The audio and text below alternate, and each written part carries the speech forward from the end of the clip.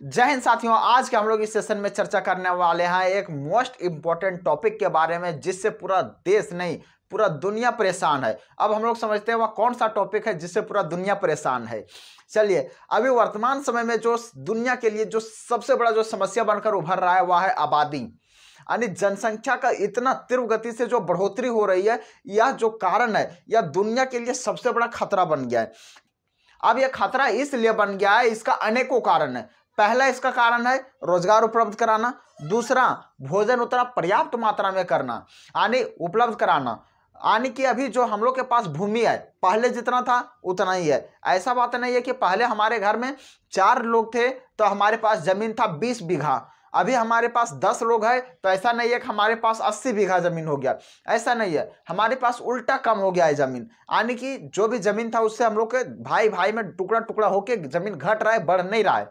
तो यही सब समस्या है। और भी समस्या क्या है? मेडिकल फैसिलिटी, यानी मेडिकल में भीड़ भाड़ ज्यादा, प्रॉब्लम बहुत सारे ऐसे प्रॉब्लम है जिनसे क्या होता है कि लोग लगातार जूझ रहे हैं आबादी के कारण। खाने पीने में भी समस्या, हर एक तरह के प्रॉब्लम है। हम लोग यहाँ पे अब कोशिश करते हैं, ये अब समस्या जो बनती जा रही है, अब ये दिन प्रतिदिन इतना बढ़ कैसे रही है। अभी देखिए वर्तमान समय में हिंदुस्तान में तो आबादी कितनी चल गई है। वर्तमान समय में 140 करोड़ हिंदुस्तान की लगभग आबादी है वर्तमान समय में, और चाइना का भी 140 करोड़ है। हिंदुस्तान नंबर 1 पे चल गया 141 करोड़ के साथ, लगभग 141 करोड़, और चाइना 140 करोड़ के साथ दूसरे स्थान पर है।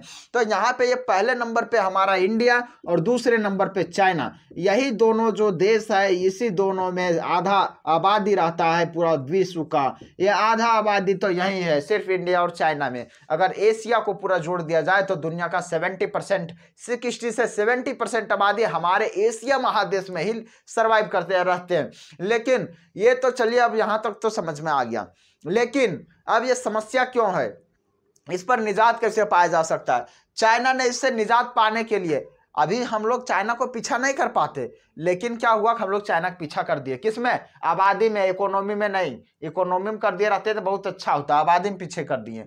अब ये हम लोग चाइना को जब पीछे कर दिए तो चाइना छोटा कुछ तो किया होगा जिसका वजह से थोड़ा सा कंट्रोल किया है। तो चाइना एक नया नियम लागू कर दिया है। चाइना नियम लागू किया है 1 चाइल्ड पॉलिसी, यानी कि ये लागू किया है। इसका पहले था कि 2 चाइल्ड पॉलिसी, हम 2 हमारे 2, इसका पहले था। लेकिन इससे देखा कि इससे आबादी हमारे यहाँ कंट्रोल ही नहीं हो रहा है। चाइना में चाइना सरकार सोचा हमारे यहाँ जो आबादी है लगातार बढ़ रहा है, छोटा कंट्रोल नहीं हो रहा है, इसके वजह से लागू कर दिया क्या?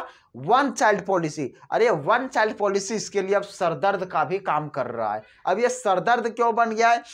1 चाइल्ड पॉलिसी तो आबादी तो चलिए भैया कंट्रोल कर लिए, जो बहुत ज्यादा बढ़ रहा था। अभी शायद चाइना के पास अभी 150 करोड़ से ज्यादा रहता अगर ये 1 चाइल्ड पॉलिसी और 2 चाइल्ड पॉलिसी नहीं लाया रहता तो।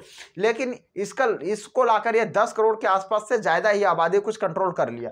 लेकिन ये 1 चाइल्ड पॉलिसी लाने से इसका सिरदर्द अब ये कैसे बना, हम लोग आज उस पर सेशन करने वाले। लेकिन इससे पहले आज हम लोग डिस्कस कर लेते हैं कि भारत में भी समस्या क्रिएट हो रही है, लेकिन हम लोग किस प्रकार से इसको, इस सिचुएशन को हैंडल कर पा रहे हैं। लेकिन कुछ जो भारतीय है वो दूसरे देशों में जाके बस रहे हैं, कुछ सऊदी, कुछ अमेरिका, कुछ जापान, कुछ ब्रिटेन, कुछ फ्रांस, इसी प्रकार से दुनिया के कोने कोने में जाके बसे हुए हैं, जिसके वजह से हम लोगों को बहुत ज्यादा इफेक्ट अभी नहीं देखने को मिलता है। लेकिन जो छोटा चाइना वाला होता है उन लोग ज्यादातर अपने ही देश में रहता है, उन लोग ज्यादा देश नहीं जाता है दूसरे जगह, इसलिए वहां पे समस्याएं भिन्न भिन्न तरह की देखने को मिलती थी। लेकिन अभी फिलहाल जो चाइना के लिए जो सरदर्द बना हुआ है और चाइना का एक अपॉर्चुनिटी भी जो है वो हम लोग उसी पर चर्चा करने वाले हैं।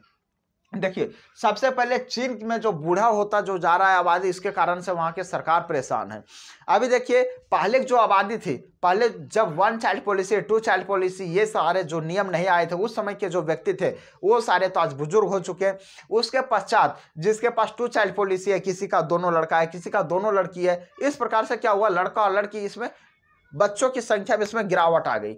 और बच्चों की संख्या में गिरावट आई 2 चाइल्ड पॉलिसी से। लेकिन जब 1 चाइल्ड पॉलिसी आया तब बच्चों की संख्या में भारी गिरावट आ गई। और भारी गिरावट आने के पश्चात क्या हुआ कि जो युवा थे जो बच्चे हैं उनके जनसंख्या में भारी तेजी से गिरावट आ गया, जो बूढ़े लोग हैं उनके संख्या में वृद्धि हो गया, यानी बच्चों की संख्या में बूढ़े लोगों की संख्या बढ़ने लगा, क्योंकि जो भी युवा थे अब सारे किस में बदल गए, बूढ़े में बदल गए। बूढ़े लोग तो चले गए, भगवान को प्यारे हो गए, इसमें तो कोई शक नहीं है। अब जब ये क्या हुआ कि ये बूढ़े हो गए और जब बच्चों की संख्या में, युवाओं की संख्या में जब धीरे धीरे कमी आने लगी तो उसे सेना में बहाल करने में भी अब दिक्कत होने लगा है।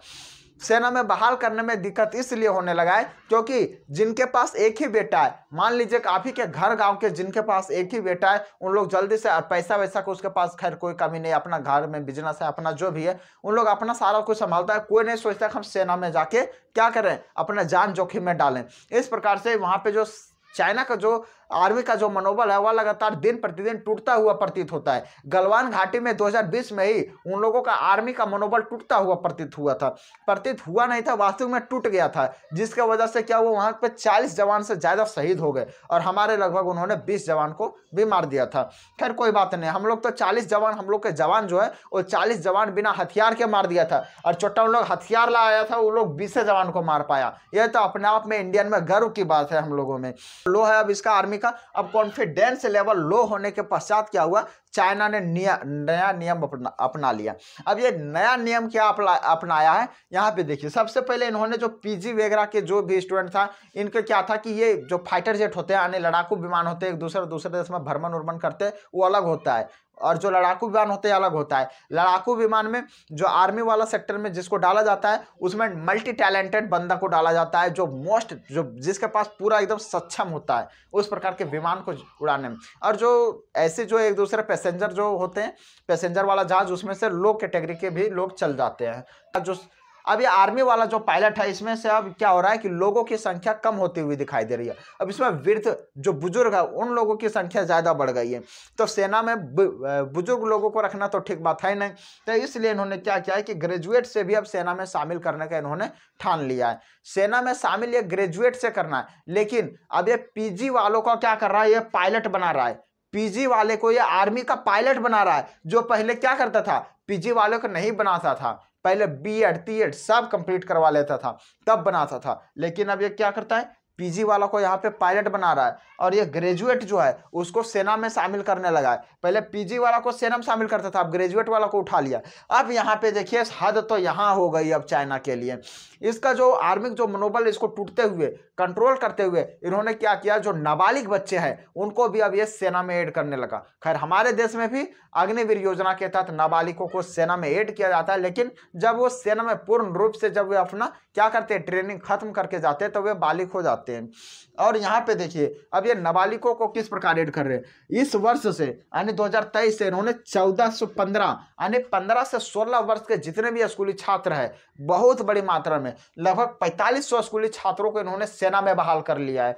4500 कोई छोटी मोटी संख्या नहीं है, बहुत बड़ी संख्या है, सिर्फ ये सुनने में छोटी है। अगर 4500 संख्या में अगर हम किसी जगह भीड़ अगर जमा कर दें तो बहुत बड़ी भीड़ हो सकती है। अब ये 4500 संख्या क्या किया है कि ये सेना में इसको बहाल कर लिया है, और सेना में बहाल करने के पश्चात अब ये 2023 में महिला को भी ले लिया है, लेकिन 2023 में भी सिर्फ महिला को लिया है, लेकिन अगला साल से बोल रहा है महिला को नहीं लेंगे सिर्फ। और सेना में बहाल महिलाओं को 2024 से नहीं किया जाएगा, 2023 भर ले लिए, चलिए भैया ठीक है। अब इसके पश्चात क्या हुआ कि अब ये नेवी में इनको जोड़ रहा है, 15 से 16 साल के जो बच्चे इनको नेवी में जोड़ रहा है, यानी नौसेना में जो पानी वगैरह में जो रहता है, समुद्रवा में जो रहता है, जो दूसरा देखता है छोटा सबमरीन आ रहा है कि अंदर अंदर मार के जो उड़ा देता है, उस सबको उसमें खैर ज्यादा रिस्क नहीं होता है, लेकिन उसमें अब ये ऐड करना शुरू कर दिया। खैर अच्छी बात है, हमारे इंडिया में भी ऐड हो रहा है, ऐड होना भी चाहिए। और चाइना का जो पहले का जो नियम था, जो वयस्क लोगों को लेता था, आज वो चाइना के लिए सरदर्द बनकर आर्मी में क्या हो रहा है कि उन्हें लोगों को लेना पड़ रहा है, नाबालिग लोगों को लेना पड़ रहा है।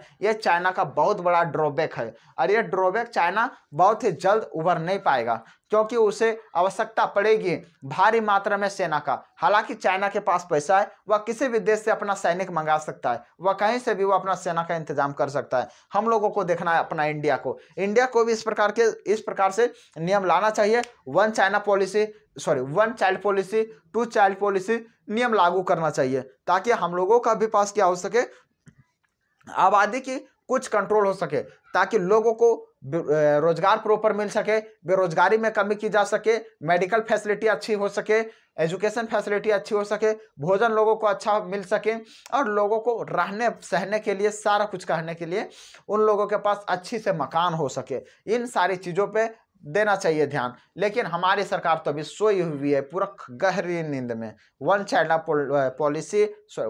पॉलिसी क्या है सरकार को कोई मतलब नहीं, टू चाइल्ड पॉलिसी क्या है सरकार को कोई मतलब नहीं। खैर, आप लोग क्या सोचते हैं इसके बारे में, अपनी राय कमेंट में जरूर देना। मिलते हैं फिर नेक्स्ट वीडियो में, तब तक के लिए धन्यवाद। जय हिंद, वंदे मातरम।